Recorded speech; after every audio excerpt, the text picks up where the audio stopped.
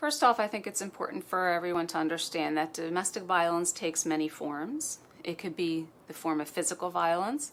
It could also be financial abuse, manipulation, verbal abuse, cyber harassment via social media or through text messages or other things like that. The court or our statute in New Jersey allows for a person who believes that they are the victim of domestic violence to file what's called a temporary restraining order. I think it's fairly easy to get a temporary restraining order. Making it stick into a final restraining order is much more challenging.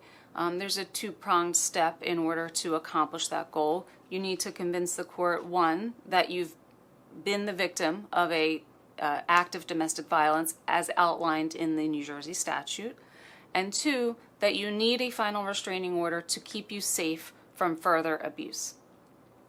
If you are able to convince the court of those two prongs, the court will likely grant the final restraining order. If you fail on either one of those prongs, the court has the only option to dismiss the temporary restraining order.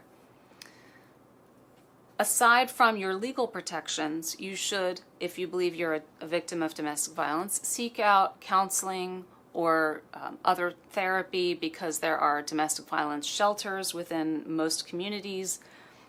They are hidden from view so that the other person does not know where you are. Generally, those addresses of the shelters are kept secret. There's other counseling that's available. And even if you decide you want to dismiss a temporary restraining order, the court will require you to consult with the domestic violence counselor that's on staff in the courthouse that day to make sure that you understand the cycle of domestic violence, that it can and typically does repeat itself, and that you understand what your rights are if you dismiss your temporary restraining order.